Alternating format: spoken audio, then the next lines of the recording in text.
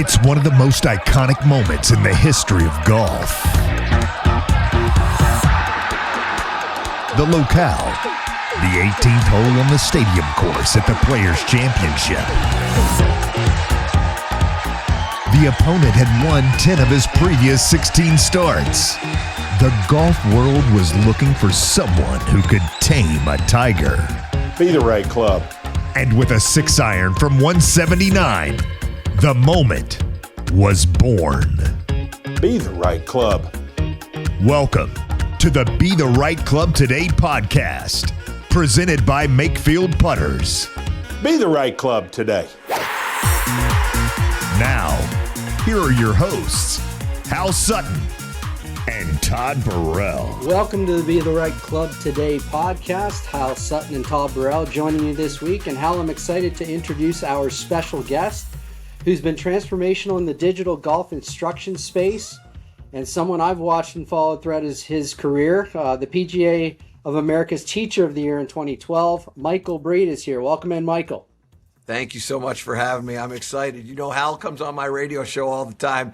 He said, will you do this? I said, you betcha. Ooh, let me play. So I can't wait. Well, we're thrilled to have you with us. So, Michael, you've obviously a lot of people know you from the Golf Fix, but these days you are doing Sirius XM radio with the PGA Tour. And tell us a little bit about that, and then we'll get into some discussion after that. But just tell us what you've been doing lately with that. So I joined Sirius actually when I was doing the Golf Fix on Golf Channel, and then I was doing that as just a 1-hour show, 1 day a week.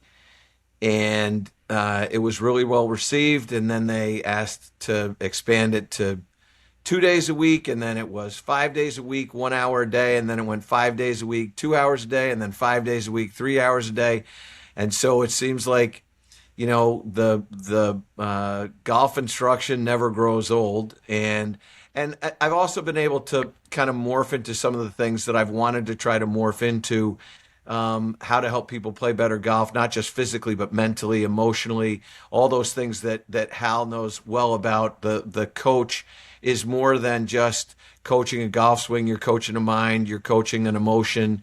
You're getting people to understand and believe that they can achieve the things that they want to try to achieve in the moments. And many times they get into these moments and they can't respond, and they think they're weak of mind.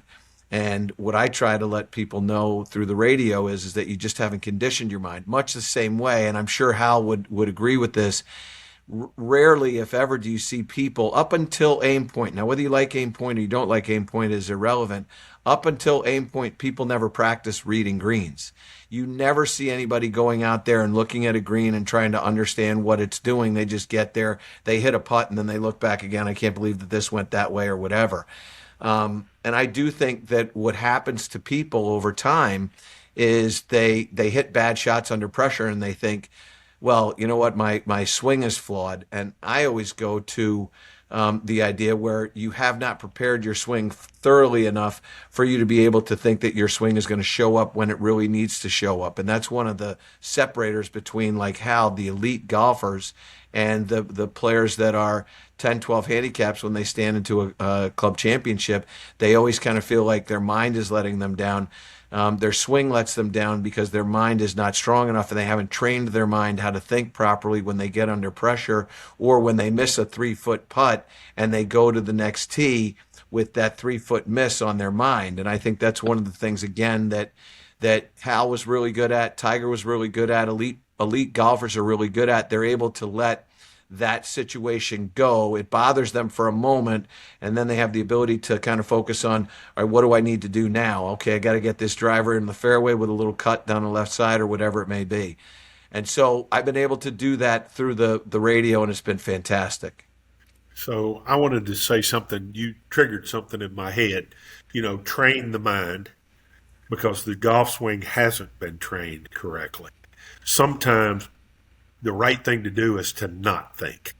You know, I think the best players in the world, when they played their best golf, played with quiet minds. They really weren't thinking. They were allowing it to happen. But that's because they had trained properly to that point, and they were riding high on confidence too.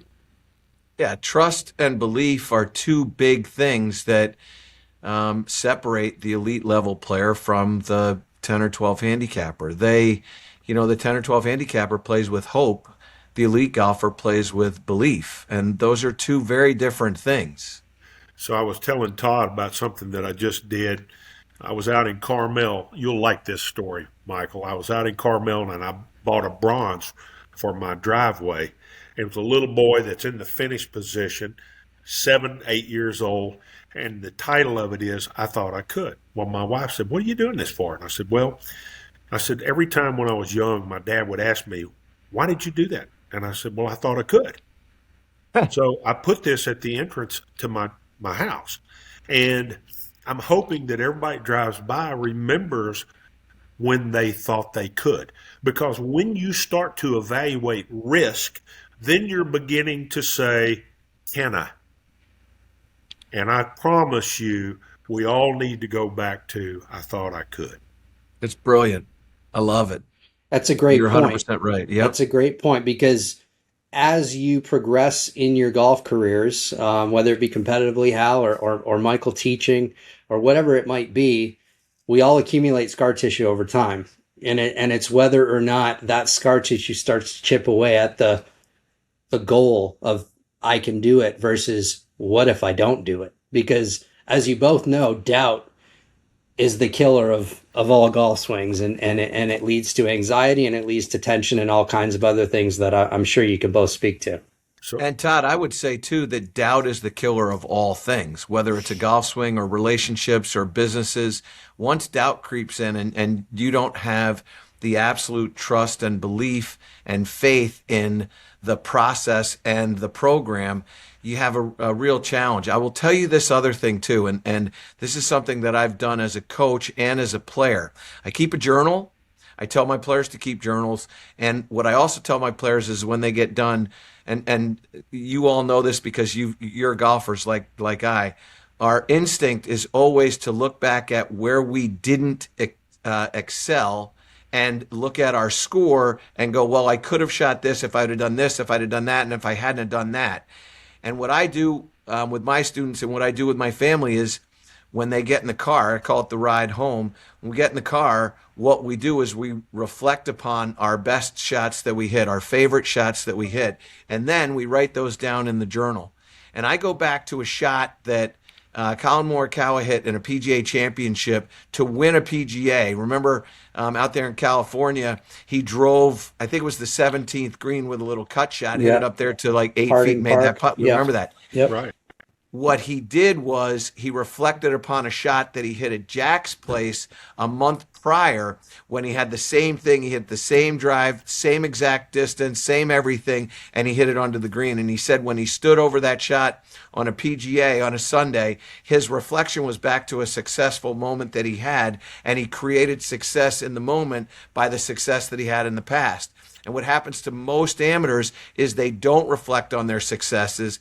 They reflect on their failures, and they reflect on their failures to the point where that's what they ingrain in their mind. And what I want to try to do with my game, with my players' game, is have them reflect on their successes so that when they are playing and they get in pressure moments and they have a 4-iron to an uphill green, they might be able to reflect upon a 4-iron that they hit on a given day, maybe 20 or 30 years prior, and execute. And I do that when I play, and I do that with my students, and it's paramount in importance. And I know, Hal, you can talk to that. Well, I can, but I'm going to backtrack here for a second. When you were talking about doubt, one of the greatest comments I ever heard in my life, Jackie Burke said, he was an attention getter. He said things to get your attention.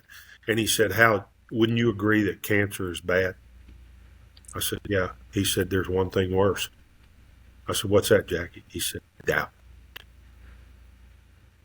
That he is said, powerful. If you start to doubt yourself, he said, it's worse than cancer.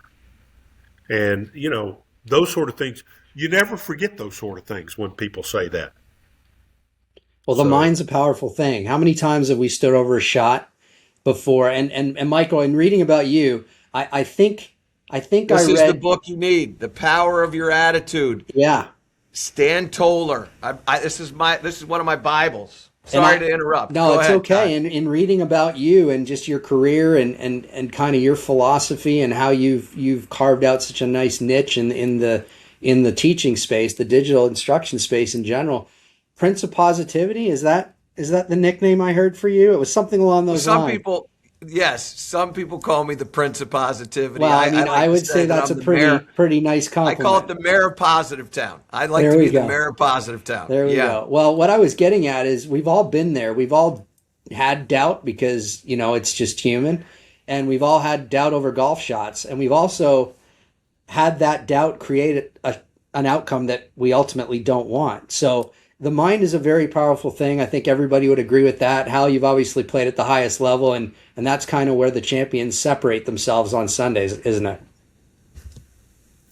Well, I never will forget when I got paired with Tiger the last round at TPC.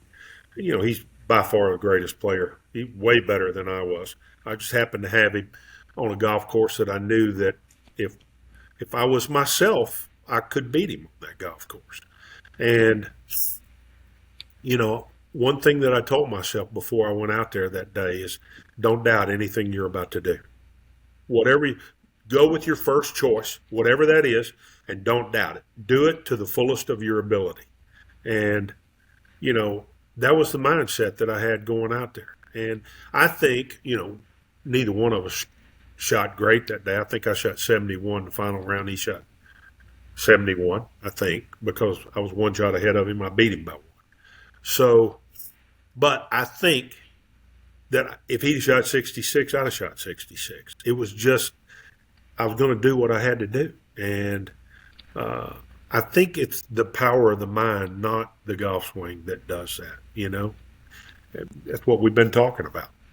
Well, I tell you this other thing too, and this is something that, again, I try to share with people, and it really is kind of mastering the obvious.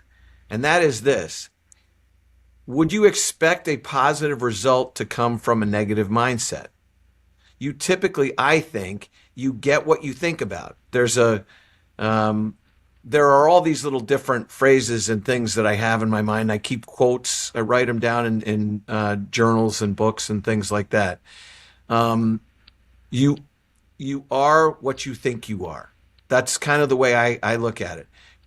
There's a coin that I have that says, as you think, so you become.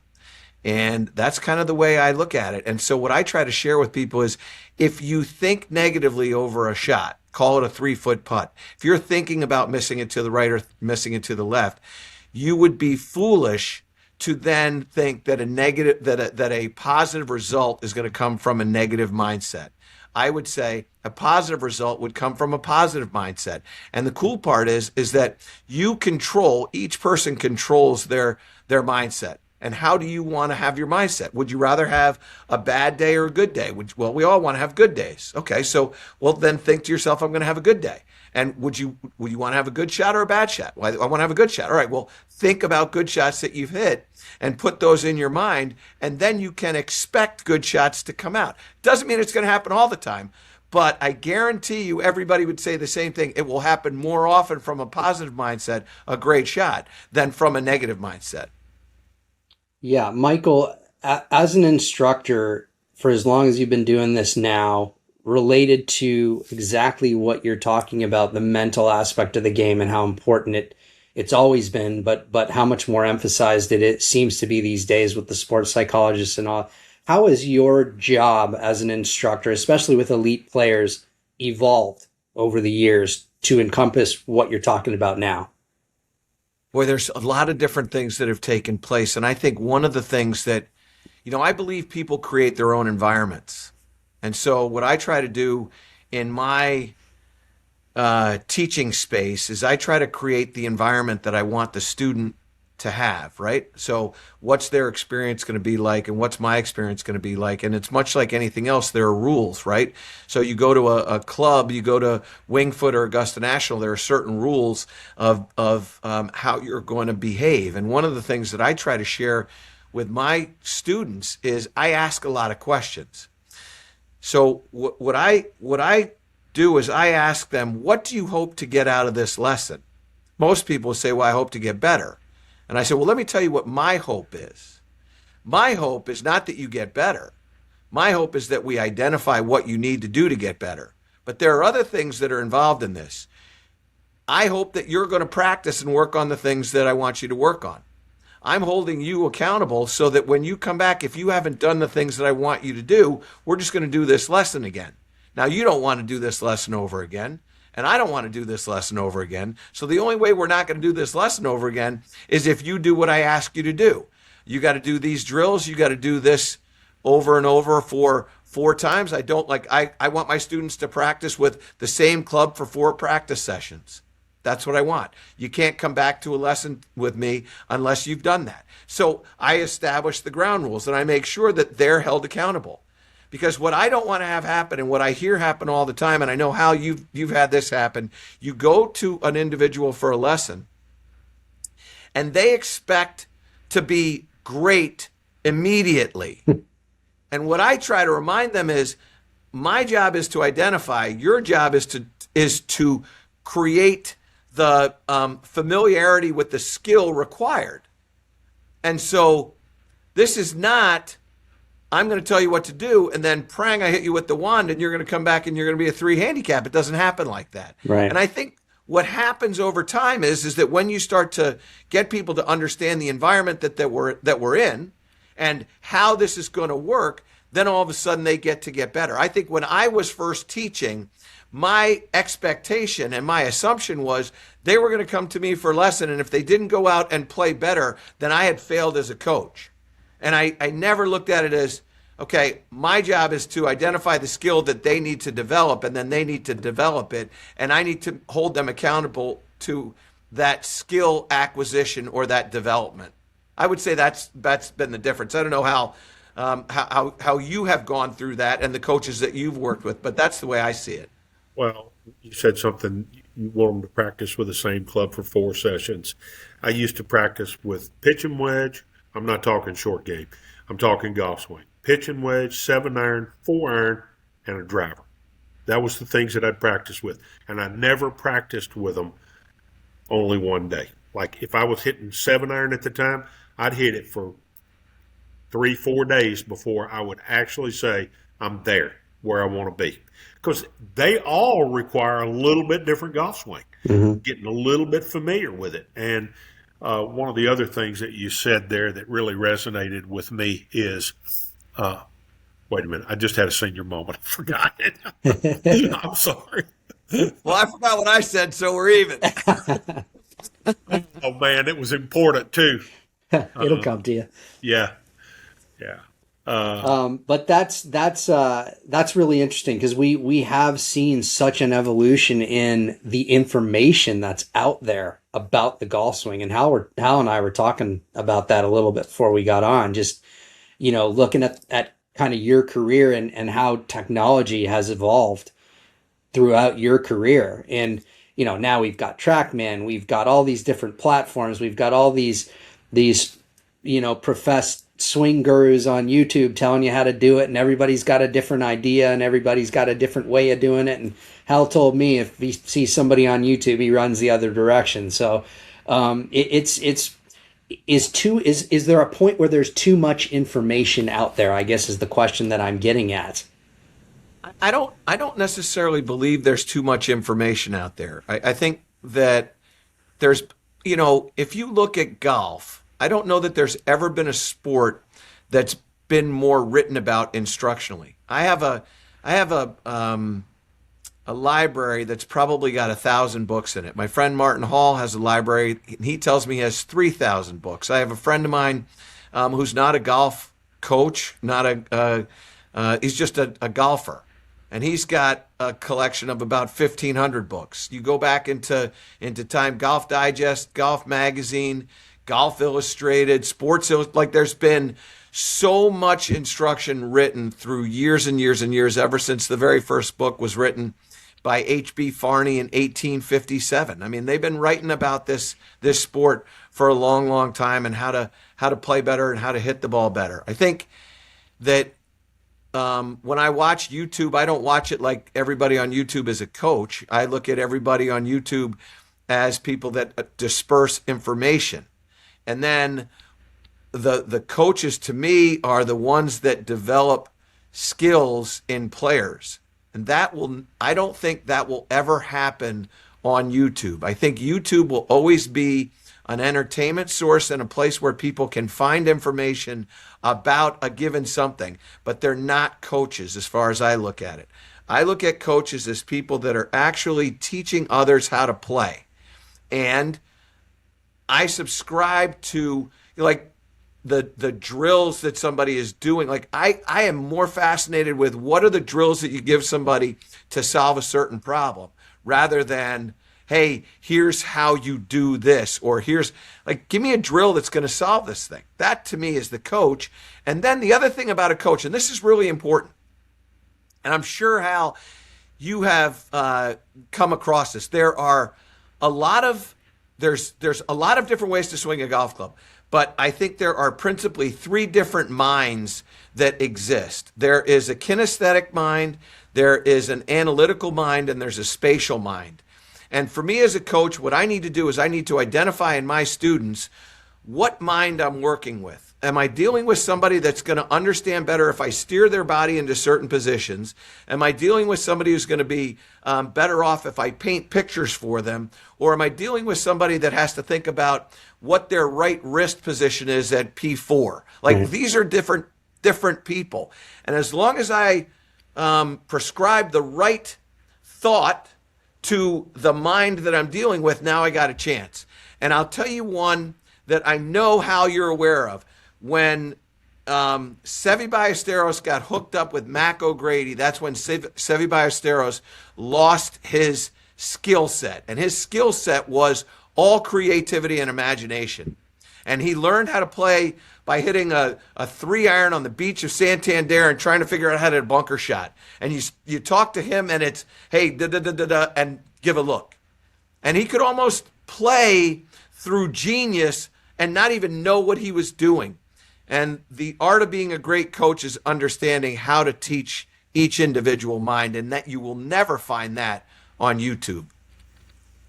So I got to backtrack. I figured out what that senior moment question was. I can't wait. I think it kind of fits right into where we're talking about this, and I bet you agree with this. One of the things that I think the world struggles with, and especially younger players, is they don't have correct expectations.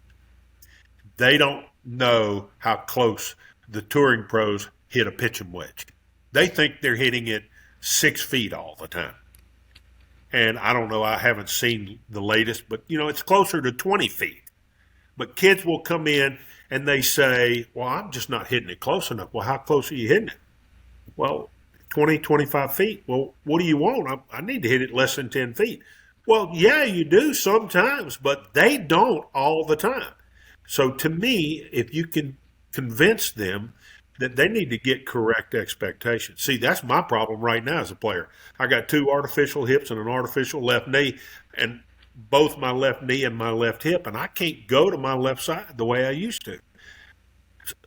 I got to create correct expectations because I'm still thinking that ought to be the way I used to be, and I can't be. It's interesting. So I have the same thing, although I say it differently. I have realistic expectations. And realistic expectations to me are the difference between the dream and reality, right? Now, to that end and what you said, there's a great story about Victor Hovland, and when Victor made a big jump, and he was at that point winning a tour championship, at that point where you're thinking he's going to be a number 1 player in the world. And when he was asked about the big difference in his game, everybody's expecting him to say, well, I started hitting it better here, or I drove it better here, blah, blah, blah. What he said was, I did a study, and I found out that the best players in the world short-side themselves 16% of the time. And I'm short-siding myself 34% of the time. And so what I did was I made a deal. If I didn't have a wedge of some sort in my hands, I would not aim at the flag. And he got to a point where he reduced his short siding to about 17%. And he did that by simply playing away from the flag when he had anything other than a pitching wedge in his hand. Now, you think about this, a flag stick may be 9 feet from the left edge of a green or maybe 12 feet from the left edge of the green. They're not hitting it, to your point, they're not hitting it to 6 feet. They're hitting it to 20 feet. Mm-hmm. And when one of the best players in the world, who is being thought of as maybe the best player in the world, is telling you, I'm playing away from a hole location with a 9-iron, boy, doesn't that tell you how to play the game of golf? And one of the big problems that we have nowadays is the rangefinder. Because what the rangefinder does is you shoot the flag, it tells you how far you have, and you immediately lock onto the flag with your focus instead of playing away from the flag. I bet you, Hal, if you told me about that final round against Tiger or that final round against Jack Nicklaus, and not a lot of guys can say that they took down both Nicklaus and Tiger Woods in a final round to win a major championship, and I'll say a Players is a major. You probably played away from flags, maybe not by a lot, but certainly wide side more often than you said, I'm taking this at the flag. I always played at the wide side of the flag. I mean, unless I had like a short iron, I had a perfect yardage. Perfect yardage makes a big difference too, where you don't have to step on it or you don't have to let up on it. And, but that's seasoned, that's practiced, that's guys that know their game really well that are making those sort of decisions. But I totally agree with you. When COVID came along, they took the pins out of the holes. Everybody played better golf because they aimed at the middle of the green. Why? Because even the best players in the world have trouble getting it up and down when they short side themselves. And, that's where others come from. You make multiple mistakes when you short side yourself. And so I couldn't agree with you more and couldn't agree with Victor more, too. Hal and I have talked about this too, Michael. You mentioned that, and it makes complete sense. When people are watching golf on the weekends on network TV, they're seeing the best players playing the best golf, hitting the best shots all the time. And I think what most people don't, that creates expectations too, because they think the pros all hit it, 6 feet and make 20-footers all day. But, Hal and I have talked about this before, because he did beat Tiger and because he did beat Jack. Those are two of the most conservative strategy golfers in the history of the game. I mean, everyone sees the flash of Tiger and back in the day, Jack could bash it and do some crazy things too. But those guys were super conservative with how they plotted their way around the golf course. I mean, we can all think back to, I think it was Hoylake where Tiger hit like one wood and one there. The entire tournament, he just hit 2 irons down the middle all day long. And, Jack was notorious with that 3-wood we've talked about. Hal for years and years hit that 3-wood off the tee and aggressive swings to conservative targets is how they play. I'll add a couple of things to this because I think you bring up a really good point. There are a ton of separators between the average player, a 10 handicap player, and a tour player who wins major championships. And I would say this: the other thing that you're seeing on a Sunday is you're seeing a player with a strategy, and you're seeing a player with a caddy. Mm-hmm. And when you have a player with a caddy that's an elite caddy that can get your mind where your mind needs to be, that can give you precise information, the wind is coming out of here, it's 4 miles an hour, we need to play this shot at this point, all of a sudden it frees up the mind of the player to go and execute. And I think when you take the average person on a Sunday, or even take a better than average player, a better than average player playing in a club championship, whether it's a qualifying round or a match play, they don't operate their mind properly. They don't have a strategy, and certainly a strategy that has been as thought out and as well prepared by two individuals, the player and the caddy, at the level that it is achieved on the PGA Tour. And I think that's also a big separator. When you watch these players on Sunday, you're seeing the most finely tuned car running as good as it can possibly run. Well, gentlemen, we're going to pause right there. We're going to take a quick break. But before we do that, I want to remind everyone of our sponsors. Makefield Putters. Check them out at makefieldgolf.com. They're made in the USA with radial patented radial cusp technology, promoting an equator strike and reduced skid effect to get the ball rolling on its axis properly. They use an interchangeable 3-weight system. They've got multiple styles that can be personalized a number of different ways. Please visit makefieldgolf.com. And I also want to remind everyone of Peak Vision sunglasses. See like you've never seen before with Peak Vision sunglasses. The difference is immediate.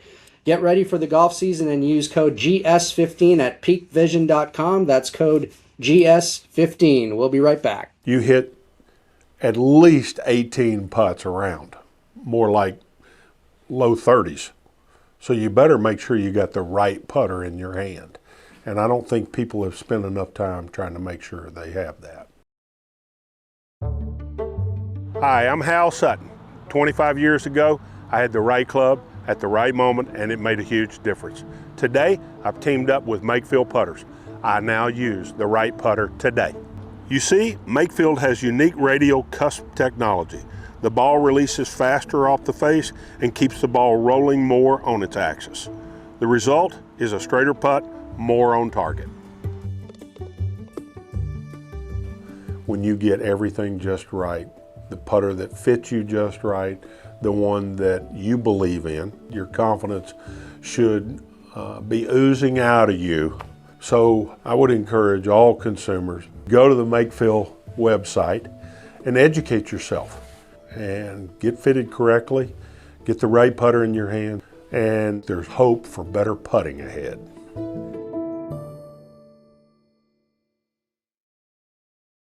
Golf is challenging enough. Between the sandbagging bandits, the wind, rain, and your homemade swing, it sometimes feels impossible. You need a legal 15th club. You need Peak Vision sunglasses. 4 to 5 hours of protection against glare and ultraviolet light with clarity as clear as crown glass. That's Peak Vision sunglasses, your secret 15th club, giving you one less obstacle to overcome. Just one try is all it takes, and the price is less than national brands. Use the code GS15 at peakvision.com. Welcome back to the Be the Right Club Today podcast presented by Makefield Putters. And gentlemen, before the break, we were talking about plotting our way around the golf course, being smart about where the pros hit it. Michael, you were talking about caddies and how important that is. I want to tie the caddy and the instructor and the psychological part of the game together here, because you made a good point before we went to break, talking about how important it is to have a good caddy who can help the player and get the player's mind in the right place psychologically. How important is that?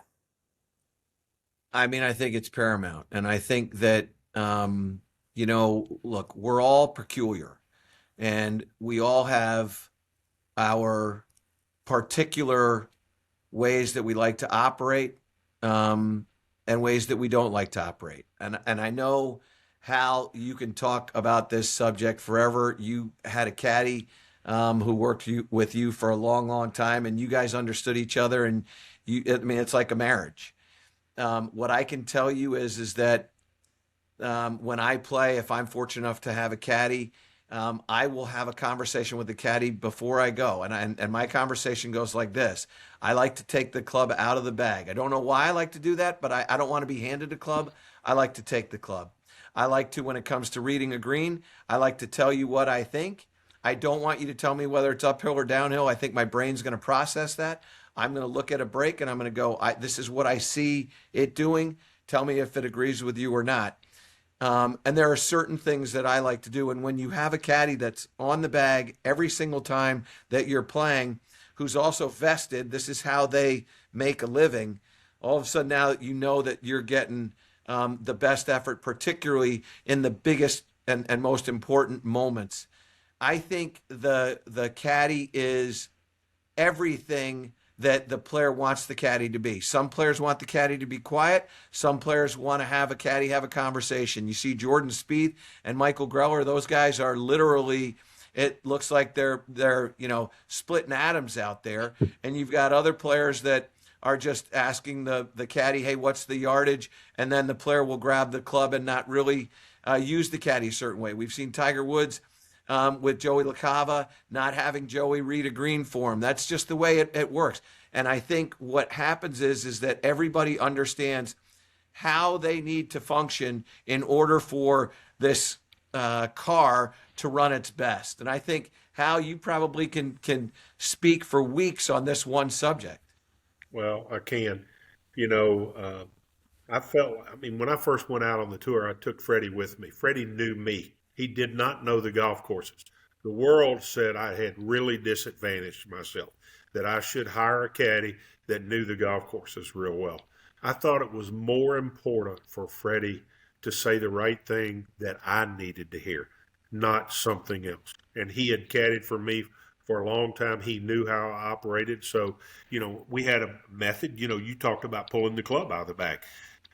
He and I both did the yardage because we make mistakes. And when we came up with a yardage that maybe I wasn't comfortable with, I put my hand on 2 clubs. That was his indication that I wanted his advice. So it was, it's always 1 of 2 clubs. So anyway, he would offer his opinion then, and I would tell him what I thought. If I went with what he thought and he was wrong, I expected him to take responsibility for it before we got to the next shot, because we had to leave it back there. I didn't hold him accountable to the point you can't make mistakes. I asked you, but if it was wrong, I wanted him to say, "Hey, we should have chose the other club." And and if I put my hand on 1 club, that he knew that I knew what I was going to do, and I didn't want him to inject his opinion. But I really feel like you're right. Caddies they got to be right for the player, and what's right for somebody else is not always right for the other guy. And that's why you see great caddies go with somebody else and it doesn't work. It doesn't mesh because they try to do what had worked for them with the other player, and that's a different personality altogether. So I agree with you. It's a big deal, caddy. Well, guys, I want to change gears a little bit here, and I want to ask some technical questions of both of you, because there's been a debate, and I'm sure Michael's very familiar with it. There's been a debate going on in the golf space lately, in the instruction space, about technique when it comes to pitching and chipping. And I'm talking about leading edge versus bounce or back edge. And Michael, you've probably got the words better than I do to articulate what this debate is about for our listeners and those watching tonight. But can you explain the 2 schools of thought right now that are going back and forth with how to pitch the ball? I'm talking stock pitch off a standard fairway, flat lie. Some people want to use that leading edge, have a little forward shaft lean. Some people want to have a more neutral shaft position, face open, using the back edge, sliding the club along the ground, being a little more shallow. Can you explain that and let us know where you stand on that debate? I think I know where Hal's going to stand, but I want to hear his thoughts as well. I had this, first of all, it's a great question. I had this conversation with a guy who, Hal, I'm sure you know well, Phil Blackmar. Yeah. And Phil and I were on a team together, doing some commentary. And Phil and I are out playing, and we're having this exact conversation. And he would say, I really like using the leading edge. I want to make sure that club is digging in and it's getting part of that turf. And again, I go back to this as a golf coach, my responsibility, and I look at what I do as a restaurant. If all I serve is pizza, then all I can serve is pizza. But if I can serve pizza and hamburgers and Chinese food and pasta, I can help a lot of people. So my job, believe it or not, and I'm going to get to your question here. My job is to be able to understand the pluses and the minuses of all, and to help a student determine what they think is the best way for them, given their particular emotions and their golf swings and how they perceive things to go. Now, I can teach that strike with leading edge, and I can teach the swing or the pitch with the club face a little open and a little bit more shallow angle of attack, using a little bit of the bounce. Mm-hmm. What I happen to think is this. My preferred technique is both. There are times when I want to use the leading edge, mm-hmm. and there are times when I want to use the sort of the bounce of the club and the soul of the club. And I think it's all based on conditions. And those conditions are, is it firm or is it soft? Is the flag close to me or is it far from me? Is it above me or is it not above me? Am I going to be able to use spin? Am I not going to be able to use spin? And to that end, when I'm dealing with a player, what kind of golf ball do they play? Are they playing a premium golf ball or are they not playing a premium golf ball? Because That's you're important. not playing a premium golf ball, then trying to create spin is probably not a great idea. Right. And at that point, it creates a totally different situation. I'm a player. I use a premium golf ball, obviously Titleist. That's my company. I like to play open-faced. I've had a lot of conversations with a lot of people about what they believe. And I believe everything can work. I've seen everything work. I've seen golf swings. Eamon Darcy, I've seen that swing work. I've seen swings like Jeff Maggart work. I've seen Jimmy Ballard's philosophies work. I've seen Hank Haney's philosophies work. I've seen stack and tilt philosophies work. Like, they all can work. The question is, can you take the right thing and give it to the individual for their mind to be able to play their best? And I think that's the art of instruction. So I like a little open face. Okay. I like a little bit more bounce. That's the way that works best for me, and I've tried them all. And Hal? So if you use that leading edge, you better be doing it every day. The bounce is going to forgive you more. And the other thing that I would suggest is stay tall and long arms. You know, the minute you start trying to get scared, you start trying to get ahead of it, you start leaning on it, you're going to use too much of that leading edge. And, you know, we're living in a world where the agronomy staff has got it fine-tuned to the point that it's like a tabletop right here, you know? Yeah. And that scares the average guy. I mean, you really got to know, you know, one of the things that I just told one of the courses that I help a lot is I think we need to go back and not cut it, shave it down all the way, because if we want to make it tougher for the better player, he doesn't know how to chip or pitch out of 2-inch rough anymore. Yeah. The hardest shot in the world is out of 2-inch Bermuda rough. Sure. And the average player, he's looking for a little cushion under the ball, something that will forgive him. So that's why I like the bounce. You know, it's interesting, Hal, and I'm sure you're well aware of this, but maybe not your viewers. I had a conversation with Steve Smyers, who's a wonderful golf course architect, designed, amongst other golf courses, Old Memorial, which is one of my favorite golf courses and experiences. And he told me that that how the grass is being kept nowadays, the fairways and the surrounds are running at the green speeds that we played on in 1983, 1984, 1985. Yeah. And they're rolling at like an 8 or a 9, which is just wild to think that's now what you're chipping from. And firm. They love the firm now too, as well. You kind of echoed my point there. You know, I just think I don't know if it's better or worse or whatever it is. I think it's made it harder for the average player, and he's too quick to pull out the putter.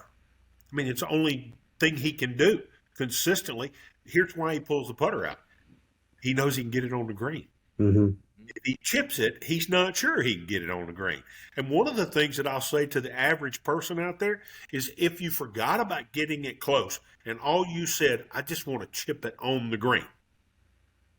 Again, that's expectations that we've already talked about. You know, they'll probably get better. They'll chip some of them close to the hole, and it's all of a sudden, hey, I'm better than I thought I was, you know?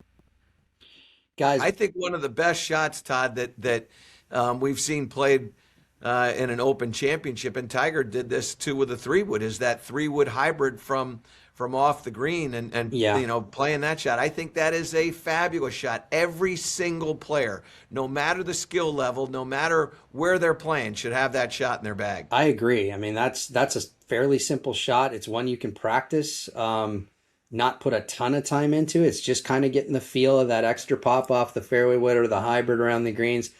I teach a lot of my members that shot around the greens, especially Hal, as you were mentioning. We've got Bermuda grass here, that shot can work just off the green and Bermuda grass too. Just just pop the ball out and get it rolling.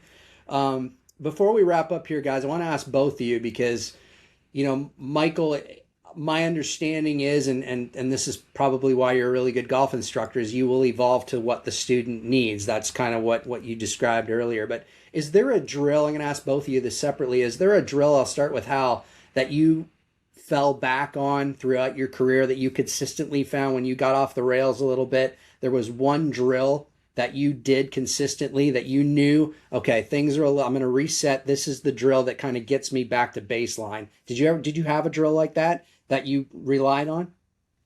Well, I did, but I'm not sure it'll work in today's world. So I believe a perfect golf swing is an exact sequence of events happening at the right time. That's my definition of a good golf swing. And that's not the same for everybody. So what I would do is I'd take my driver out and I would go as slow as I could with a full golf swing so that I could feel everything that I was doing. I could feel where the club face was. I wasn't guessing where the club face was. And, to me, the best players in the world, I really believe, always knows where the club face is at. And, that's why I believe that no backswing thought is any good for a player. If he's playing with a backswing thought, I don't think he can win a golf tournament with a backswing thought. I think you think from the downswing forward, you're thinking to the target all the time. So if I went real slow, and I'm talking about when I do that, I probably wouldn't hit the ball 150 yards. Right. Total. And Right. just go real slow and try to sequence everything that I was doing together. Of course, I was one of these guys that I tried to marry my arms to my turning body.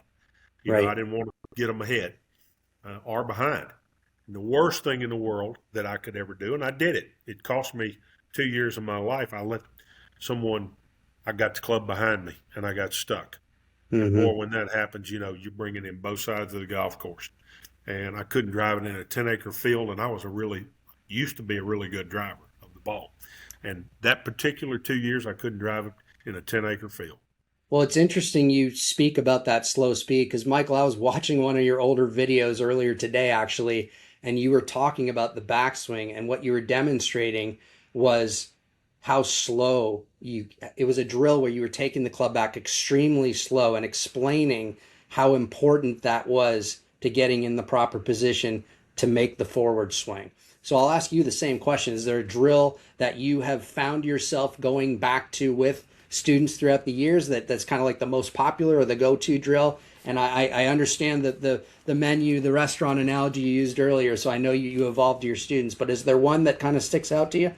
Yeah, so first of all, let me come at this from my game because, I had a very interesting conversation one time with Padraig Harrington.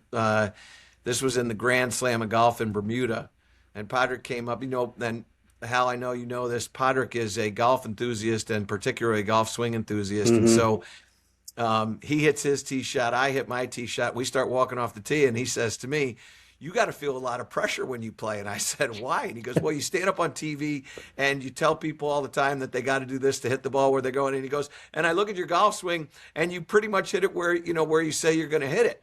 But you got to feel a lot of pressure. And I said, I don't feel any pressure. And he goes, why? And I go, well, because of you. And he goes, why me? And I go, well, you do this for a living, right? And he goes, yeah. And I go, you've won major championships too, right? And he goes, yeah. And I go, well, you hit bad shots? And he goes, yeah. And I go, well, if you can hit bad shots, so can I. So I don't feel any pressure. Now, for me, I am totally with Hal on this. I am a big fan of active body, quiet club face, active body, quiet hands.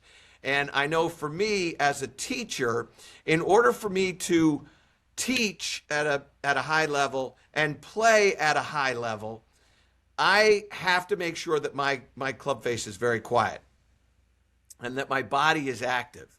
And so what I do, I have this drill where I will tee a ball up about an inch. I put the ball outside of my left foot and inside the strike line. So it's basically right where the hosel of the club is when the club is behind the golf ball. And what I do is I have to hit the golf ball. It will start to the left, but it can't hook. It can go straight, and it can fade, but it can't hook.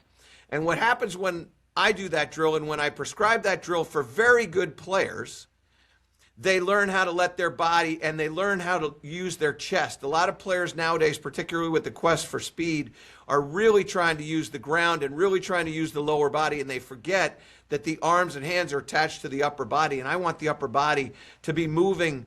And what is true, and we all know this, we don't think about it, at the top of the backswing, the shoulders will have turned 90 and the hips have turned 45. We're talking about with, say, a driver. When you come into impact, the hips are at 35, 30 degrees open, and the chest is like 10 degrees open. Mm-hmm. What you realize, and even if the chest is square at impact to a 35-degree open lower body, that means the upper body has to have worked faster than the lower body in order to narrow the gap from 45 degrees to 35 degrees. What we tend to do is we tend to want to think, well, the lower body has to work more. I want people to work that upper body still. And so that's a drill that I use for myself. It's a drill that I use for very, very good players. And I would say this, and it's not a cop-out to the answer, I don't typically have a go-to drill that I will give to players with full swings, because everybody's got a myriad of different issues. What I will do is I will work very hard on pre-swing stuff, and I will work very hard on grip reminders. I will work very hard on posture reminders, on weight distribution. Those are things that I think that we can all do. And what I try to share with my students, in fact, I talk about this a lot on the radio, is you do not have to be an elite athlete to set up to a golf ball properly. Right. What you have to do is you have to do it with consistency. And I don't mean consistently set up to the golf ball properly. What I mean is consistently set up to something daily. Put a golf club in your hand, set up to an imaginary ball in front of a mirror, and constantly monitor your address position. And when you do that, you'll have a much better outcome with your golf swing and a much more consistent outcome with your golf swing, regardless of what you're trying to do. Well, that's great advice. And Hal and I were talking about this earlier, and Hal just touched on it. He was talking about thinking past the golf ball, thinking more target oriented when hitting through the golf ball. I thought that was a great thought. I hadn't heard before, but Hal said if I knew a guy had a backswing thought that I was playing, I knew I had him beat, because he was thinking about his backswing and his mind was back here, and I was thinking about where the ball was going and past the golf ball. And I just think that was a good psychological tip for a lot of people who are so fixated on P1, P2, and all these different positions, when really what they're trying to do is get that golf ball to go to that target. I got a question for you. Yeah. The spine tilt that we're seeing everybody in now, and the speed that they're trying to generate. I'm going to make a statement here. I just don't think they can have as long a career as we had to have, and they do that. I just don't think the body can hold up to that. What are your thoughts?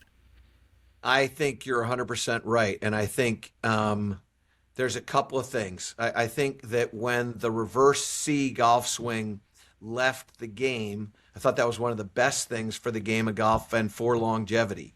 I think trail side bend, which is what in effect you're talking about, that trail side tilting down, I think that's very, very harmful.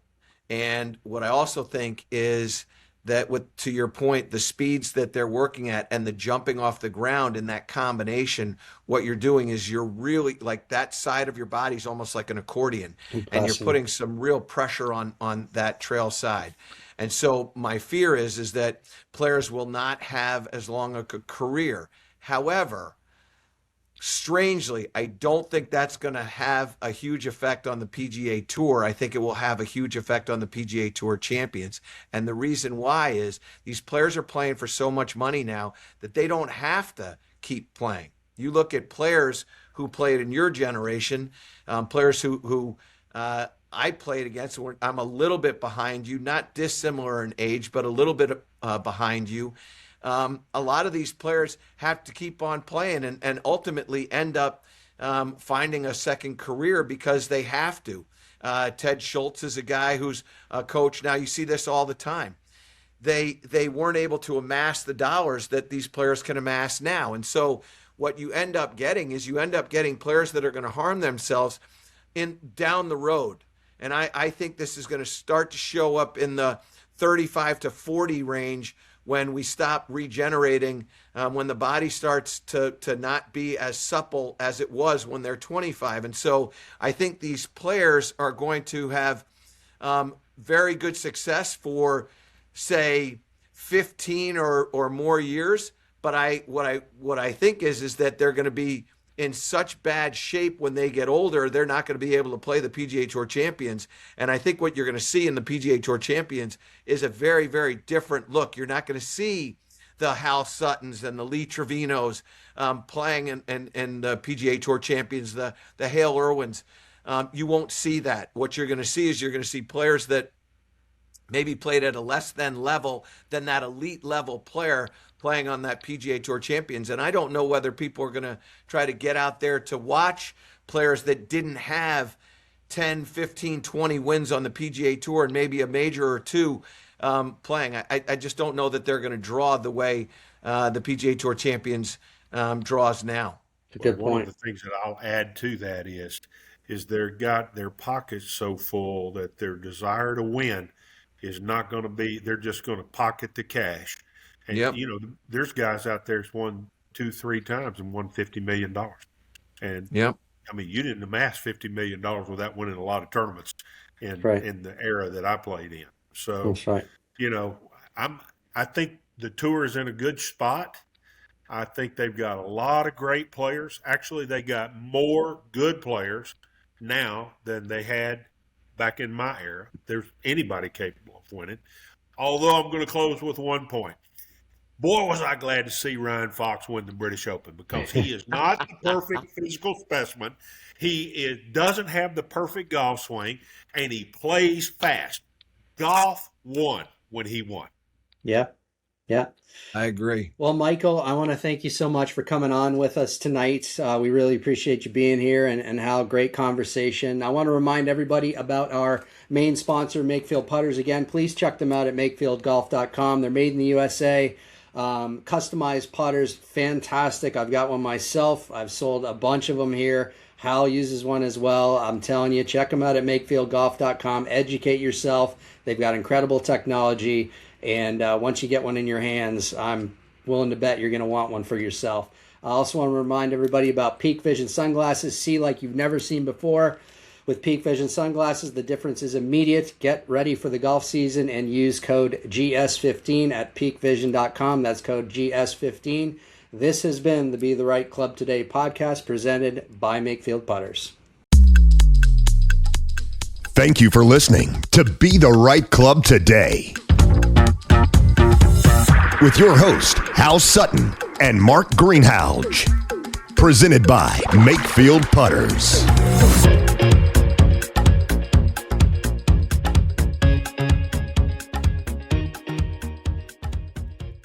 The preceding episode was a production of Moonlight Media Works in association with Walk Marketing.